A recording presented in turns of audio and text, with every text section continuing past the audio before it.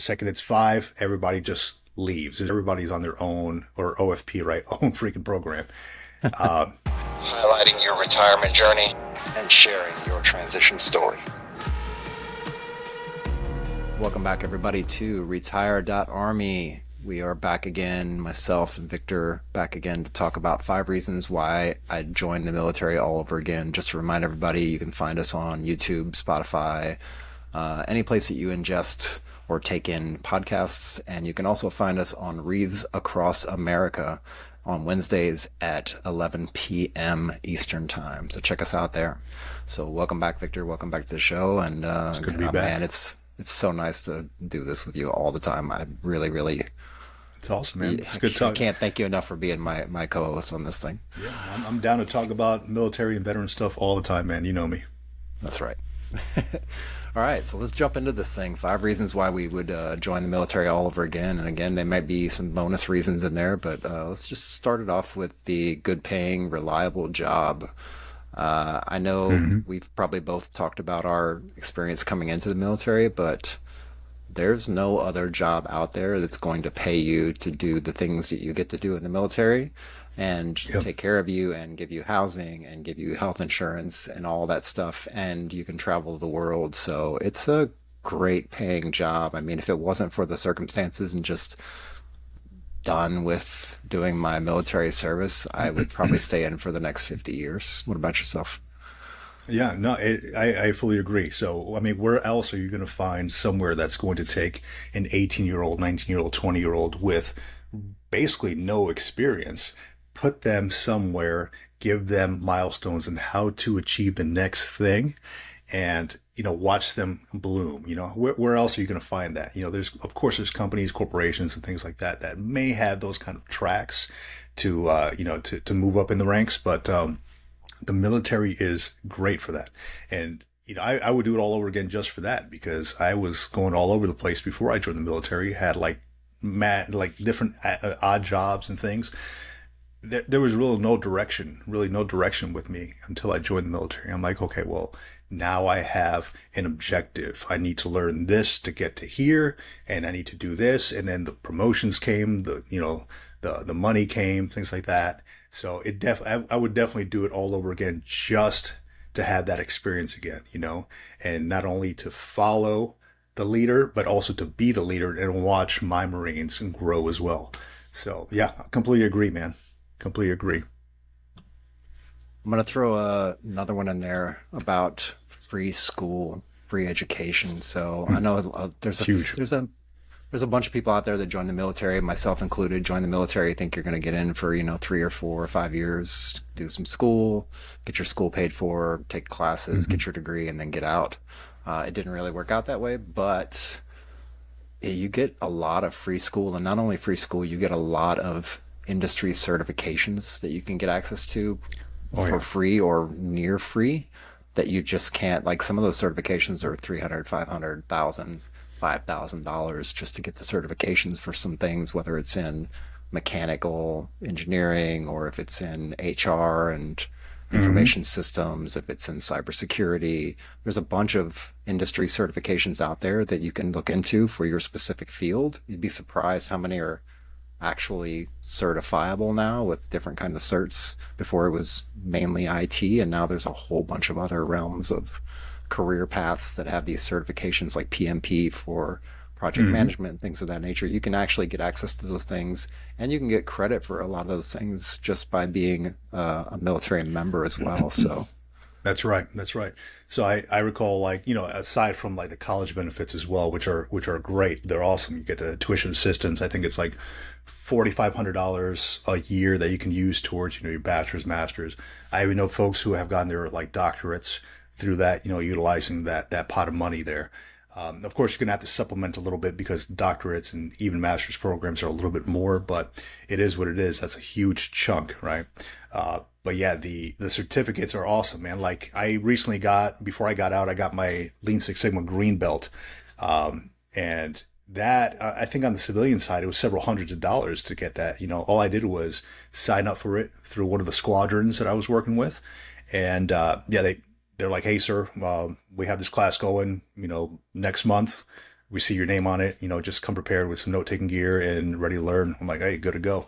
Free. I just sat there for a week. I was alongside other Marines and sailors who were learning the same thing. So yeah, definitely take advantage of that stuff because, man, it's free. Yep. I don't know how else to put it, man. It's free. It's free learning, training. You put it on your resume when you get out or when you decide to get out, man. It definitely works for you. And not just that too. It's if it doesn't fall under your field, reach out to different departments and see if you can jump on their training as well. When I was younger, I went through it was a oh gosh, basically they taught me the Adobe suite. It was through public affairs, one of those, or combat cameras, what it was. They were going through doing a week long training on the Adobe suite, and then I just wanted to know how to use it for my own use. So I jumped on that. I passed it through my command. They're like, yeah, we're, having some downtime. Go take a few hours to go learn this stuff. Cool. So I jumped on that, gained some knowledge. So definitely reach out to, exterior commands and see if you can jump on some of their training that they're giving. Because a lot of times they need some seats to fill or else they can't actually run that class. Yeah, that's right. It's usually 5 to 10 people what they need for minimums for those things. And that's also a great way if you're in a job, say you're a mechanic or if you're a petroleum specialist or whatever, you just don't like the job anymore. You've done it for a couple of years and you're like, this isn't really me. This gives you a stepping stone, kind of a launch pad to jump into a whole other career field before you get out of the military. You can set yourself up. So if you want to go into graphic design, like you can go take courses or take some certifications along that path that will then help you get to where you want to be for your next career move. Or if you want to switch your military occupation specialty, or if you're getting out, you want to go into another career field, like setting yourself up beforehand. It's it's really key. And again, it's most of the time it's free. A lot of those courses, like that Adobe course you mentioned, that there's commands out there and there's organizations out there that set these courses up for these kind of things. You just got to put your ears out there and get out and knock on some doors and make friends and meet people at the chow hall and anywhere really. I mean, networking is a huge part of that. So that's probably another thing I would do all over again if I could join the military all over again, is start building my networks early on. Because you don't know what people know or who they know, right? And it's not using them, it's kind of expanding your network, right? If I know this dude and he knows about this, maybe he can pass the word to me and I can jump on that as well and then make myself better as well as make my command better or make the entire, force better. So yeah, definitely expand your networks early on. I just throw that little piece in there. Yep. The next one is gaining job experience, and I think a lot of these just kind of dovetail and kind of lead into that. But gaining job experience is something you can get it on the outside, but if you try to jump from, say, high school or college directly into an entry-level position in whatever kind of field you're doing, it's tough. It's a tough world out there trying to get into those things. If you come with 5 years of experience doing, aircraft mechanics, or if you come with 5 years experience of IT experience from the help desk perspective or something like that, that puts you way ahead of your peers.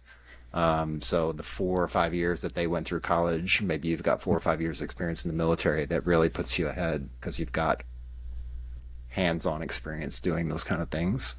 Yeah. So. Yeah, absolutely. Learn as much as you can, right? So the same thing that I mentioned before, like who are they going to hire? An 18-year-old kid or a 21-year-old person who has no job experience coming out of college, or somebody who maybe has gone to college in the military and, gained that job experience. So it's all about the OJT, right? Especially with like high paying jobs, like there's legal, there's like aircraft mechanics, airframes, things like that, cybersecurity, things like that. These companies are looking for somebody who knows something. Maybe he brings some certifications with them, planted, as they say, and learning as much as you can about that job, because, people will pay for that, especially if you're planning to do like a 4 and out. Learn as much as you can, and even take advantage of the skill bridge stuff too, and then learn even more from there, because jobs will adopt you or will bring you on their team if they like what you bring to the table. Yeah, it's definitely a double whammy doing, if you come in the military and you get a job occupation that you're actually trying to get into. And then you take advantage of the 3 or 4 or 5 years while you're in the military to actually complete your degree, maybe in that same application. And then throwing the skill bridge on there, that's the hat trick. Like, you can do the skill bridge and that sets you up really, really well in a matter of 4 or 5 years. You can be set up to continue a career outside of the military or continue a career inside the military and go to retirement or wherever you want to go to, and then go from there. Yeah, and don't shy away from those leadership positions too, and those supervisory positions, and whatever field you're looking at, because a lot of jobs look for that as well. If you can establish leadership in that job, as well as manage the expectations of whatever the job is, that's a plus. That's another pay raise for you. So yeah, don't shy away from all that leadership stuff as well. That's right. And let's jump into the next one, which is a feeling of belonging. So joining the military back all over again, I would 100% do it just because of that reason, because you build this camaraderie with folks. I've talked to a few folks lately about the camaraderie they miss, about the overall sense of belonging, the companionship that you get in the military that you just don't get outside of the military, because we're going through these hardships and these stressors in life that we're all experiencing at the same time and on similar levels. You just can't really find that too much outside of the military, and that's definitely a reason to rejoin today. Yeah, absolutely, man. So so for folks out there listening, I just retired. I took off the uniform in August, had my retirement ceremony and everything. And, I thought I was 100% ready to completely do the whole transition. I thought it'd be great, but there is that feeling of, that missing piece, that camaraderie piece that is completely missing. And you cannot find it in the civilian world. At least from maybe you can, but I have not encountered it yet. I started a civilian job recently, and it's not the same. There's not that mentorship piece. There's not that connection that you get. The second it's like that, if you work a 9 to 5, the second it's 5, everybody just leaves. There's no like, hey, there's no conversation. There's no like coming to you for assistance or anything like that. Everybody's on their own, or OFP, right? Own freaking program. So to put it nicely. But yeah, man, that camaraderie is a big deal. And it's that feeling of belonging that I think a lot of folks miss. It's hard to find that as well, but that is one thing that kept me in the military for so long. Sometimes things suck. It sucks being out in the field. It sucks doing exercises. It sucks going on hikes, but you embrace it because everybody around you is suffering the same, right? Everybody around you is hurting. So it's kind of like embracing the sucks, so they say, just it feels it's a brotherhood, a sisterhood, right? Knowing that everybody around you is doing the same thing and you're all suffering the same way. But at the end of the day, it's part of your mission, and it feels good knowing that. Yeah, I think that's a reason why a lot of veterans continue to stay in like the firefighting, the medical response, the police work, things of that nature, because it's really, even for like, say, the oil rigs, people on oil rigs, those kind of situations and those jobs, they give you a really close sense of that, because I think what it boils down to is you're spending time not only at work, but you're spending time off duty after hours with the same folks, with the same group of people, building those relationships over time. So it's not only just going through the work ups and downs, but you're also going through the regular ups and downs that you experience outside of work in your everyday life, so and I'd say with that, there's a lot of veterans organizations out there that can give you that sense of camaraderie, that sense of belonging if you're lacking that, right? I know sometimes it can feel alone. You can feel alone, like there's nobody out there that understands you, but feel free to connect via those veterans organizations like the beer clubs or the VFWs, things like that, like-minded folks, because I think that's one thing that people really want. They just don't know exactly where to look or how to find it. So yeah, definitely utilize those to the best of their advantage, because I understand the need to want to belong again, and but there's ways of doing that. Yeah, and Yeah. on that note, we'll slide into the last topic, which is networking. And we talk about this ad nauseum, like we really do, but there's a reason. It's super, super important. We That's touched right. on it a little bit in the beginning, and we're just gonna hit it home here for the networking, not only rejoining the military to start doing some networking, to socialize with people when you're at social events, and if you're at the chow hall, and if you're outside in the field doing work, but also just in your everyday lives. And it carries over into your civilian life as well once you get out of the military. But it's really super, super important for Yeah. networking, as far as jobs, as far as relationships, people to lean on if you need somebody to talk to, and gathering that camaraderie back. A lot of that comes through networking as well. Yeah, I will say that recently I was contacted by a guy that I served with in the Marine Corps when I was a sergeant, back in the day, and he called me about a job opportunity that came up with his company. He texted me. I still had the same number from back in the day, and he had his, and we had not talked in so long. But he's like, "Hey, man, I remember you were, good at this, or are you still doing this kind of stuff? We're looking for somebody like that in my company, man." And I'm like, "Holy crap, man! Where'd you come from? How long's it been?" And our career paths went different ways. He had retired as a master sergeant, and I went the chief warrant officer route. But we still kept that connection after so long. I'd see him on Facebook every so often, comment on his stuff, but never really texted. But yeah, it was good to keep those relationships. Like keep that going, because you never know when it's going to work out for you. Whether or not that this job is going to work out for me, I don't know. But it was cool to see that he was thinking about me because I was good at that particular thing at work. So definitely keep those networks. Never burn a bridge. Keep those networks in your back pocket, and don't be afraid to pass on good information to folks that who can get the job done too. There's several times where I'm like, "Hey, look, I know this guy. He's good at what he does. Let's see if we can get him an interview." Because a lot of times with these jobs, especially in the job market, what I found after putting in like 20 something resumes is a lot of it is who you know.